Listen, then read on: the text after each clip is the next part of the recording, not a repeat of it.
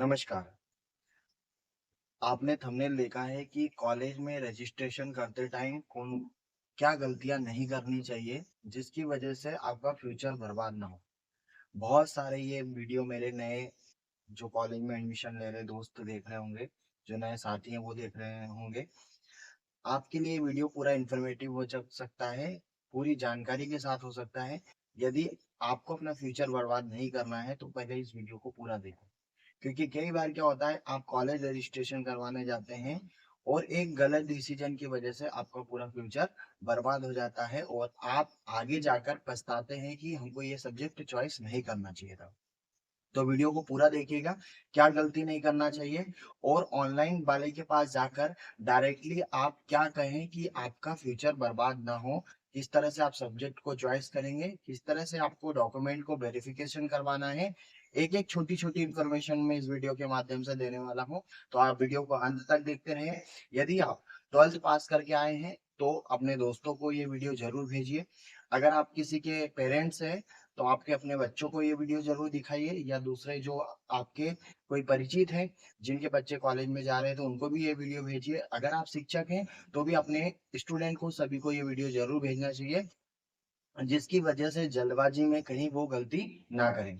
क्या होता है, कई बार हम ऑनलाइन वाले के पास जाते हैं, हमें कॉलेज का रजिस्ट्रेशन करना होता है। हमें सिर्फ इतना पता होता है कि हमको बीएससी सब्जेक्ट चॉइस करना है। लेकिन आगे बीएससी में बहुत सारे कोर्सेस होते हैं, BSc nursing, BSc medical science, BSc microbiology, अलग अलग बीएससी कंप्यूटर साइंस। लेकिन कई विद्यार्थियों को प्रॉपर गाइडेंस नहीं होता, सही तरीके से गाइडेंस नहीं होता। उसकी वजह से वो क्या करते हैं, ऑनलाइन वालों के पास जाते जाकर, क्योंकि भीड़ बहुत होती है तो रजिस्ट्रेशन प्रक्रिया जल्दी पूरी करनी होती है। उस चक्कर में जो भी सब्जेक्ट चॉइस करने का वो बोलता है कि ये डाल दूं, तो वो तुरंत वही डाल देता है और जिसकी वजह से वो गलत दिशा में चला जाता है। दूसरी चीज, आपके पास डॉक्यूमेंट में क्या क्या होना चाहिए। मोस्ट इंपोर्टेंट है कि डॉक्यूमेंट सही तरीके से अपलोड करिए, जिसकी वजह से आगे जाकर आपको प्रॉब्लम नहीं होनी चाहिए। सबसे पहले जो विद्यार्थी अभी 12th पास आउट हुए हैं, जो नए विद्यार्थी हैं, उनको कॉलेज रजिस्ट्रेशन टाइम करते रजिस्ट्रेशन जब करते हैं क्या क्या चीजों को ध्यान रखना है, ये आज आप इस वीडियो के माध्यम से सीखेंगे। देखिए, कॉलेज रजिस्ट्रेशन प्रक्रिया आजकल बहुत सरल हो चुकी है, ऑनलाइन जाकर आप कहीं भी रजिस्ट्रेशन करवा सकते हैं। लेकिन कई बार क्या होता है, जो गांव के छोटी जगह से या छोटे शहर से आते हैं जहां पर उनको प्रॉपर गाइड नहीं होता है, या ये कहें कि कई बार टीचर को भी नहीं पता होता है। टीचर को इसलिए नहीं पता होता है क्योंकि बच्चा खुद भी कंफ्यूजन रहता है कि उसको क्या करना है, आगे जाकर क्या बनना है।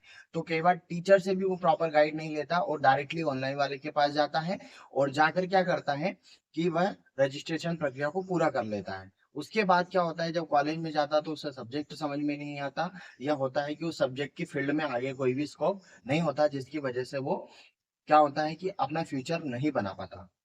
समझते हैं सबसे पहले रजिस्ट्रेशन प्रक्रिया क्या है।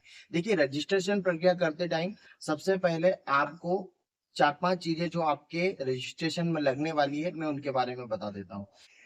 आप जब भी कॉलेज का रजिस्ट्रेशन करने जाएं तो अपने साथ अपने कौन कौन से डॉक्यूमेंट लेके जाना है। सबसे पहले तो आप जो 12th पास आउट हुए उसकी मार्कशीट आपको लेकर जानी है। जो विद्यार्थी अभी पहले चरण में जिन्होंने रजिस्ट्रेशन नहीं किया है, उनके लिए जरूरी है कि वो अभी से आय प्रमाण पत्र जो आपके पेरेंट्स के नाम से, यानी आपके पिताजी के नाम से, आपके फादर के नाम से बनेगा, वो आपको बनवाना है। मूल निवासी भी आपको बनाना है। और आय जाति, यदि एसटी एससी ओबीसी से आते हैं तो आपको आय सॉरी जाति प्रमाण पत्र भी बनवाना पड़ेगा। ये तीन डॉक्यूमेंट आपके लिए कंपलसरी है। उसके बाद, क्योंकि आप S T S C OBC से आते हैं तो आपको स्कॉलरशिप मिलती है। स्कॉलरशिप के लिए आपको एमपी टास्क प्रोफाइल से आपको रजिस्ट्रेशन करना होता है। जो आपकी प्रोफाइल होती है, उस रजिस्ट्रेशन प्रक्रिया में प्रोफाइल भी आपकी लगती है, ये आपको विशेष ध्यान रखना है। उसके अलावा आपके पास पासपोर्ट साइज फोटो होना चाहिए, जो आपकी पूरी कॉलेज में काम में आएगा। तो पुराना फोटो ना डाल के तुरंत एक अच्छा सा फोटो बनाइए, क्योंकि आपकी अच्छी लाइफ आने वाली है। इन सबसे भी ज्यादा जरूरी क्या है, इन सबसे भी महत्वपूर्ण डॉक्यूमेंट जो है वो है आपके आधार कार्ड में आपका स्वयं का मोबाइल नंबर लिंक होना। आज सारे युवाओं के पास, जो भी विद्यार्थी कॉलेज में जा रहे हैं, सबके पास अपना अपना एंड्रॉयड फोन है, नया स्मार्टफोन है। तो सबसे पहले काम ये करें कि यदि आपके पेरेंट्स के मोबाइल नंबर डले हुए हैं आपके आधार कार्ड में, तो उसको चेंज करवा कर खुद का मोबाइल नंबर डालिए। क्योंकि हर बार ओटीपी के लिए आपको पेरेंट्स को कॉल करना पड़ेगा, या हो सकता है कि कई बार पेरेंट्स फोन नहीं उठाते, और रजिस्ट्रेशन प्रक्रिया में आपको परेशानी हो सकती है। तो सबसे पहले आपको क्या करना है कि आपका मोबाइल नंबर आधार से खुद का लिंक करवाइए। उसके साथ साथ समग्र आईडी को भी आधार कार्ड से लिंक करवा लीजिए मोबाइल नंबर के साथ में।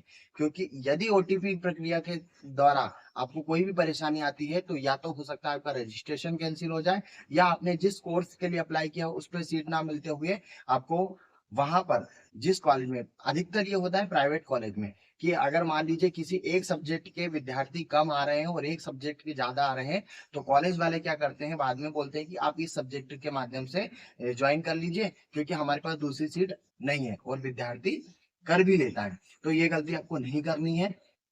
उसके अलावा यदि आप रजिस्ट्रेशन करने आ रहे हैं, तो आप प्रॉपर डॉक्यूमेंट पूरे के पूरे लेकर आए। देखो अभी क्या हो रहा है कि हमने देखा है कि जन्म प्रमाण पत्र भी डालते हैं।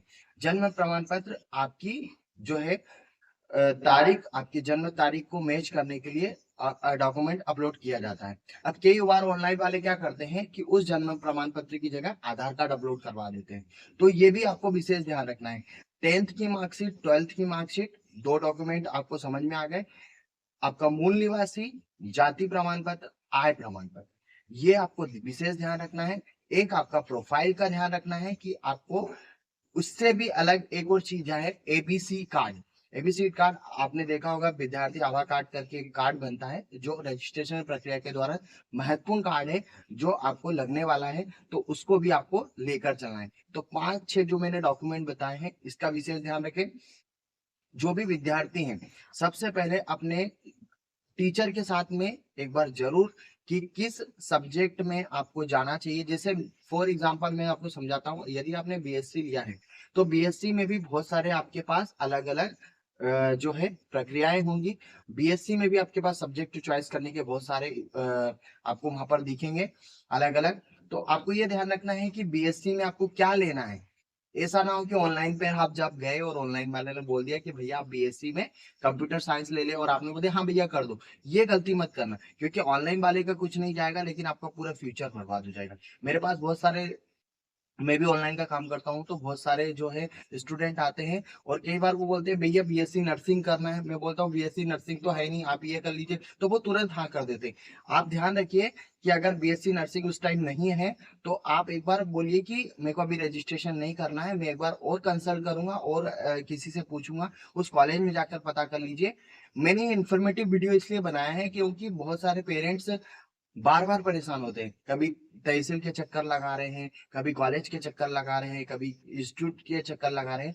तो आपके पास डॉक्यूमेंट नहीं है, तो आप घर से निकलते टाइम इतने डॉक्यूमेंट जरूर रखिए, तभी आप अपने बच्चे का रजिस्ट्रेशन कराइए। अगर आप खुद भी जाते हैं रजिस्ट्रेशन करवाने, तो सभी स्टूडेंट से मैं कहना चाहता हूँ कि भाई, आप जब भी रजिस्ट्रेशन करते जाओ, तो उस टाइम ये डॉक्यूमेंट जरूर रखें।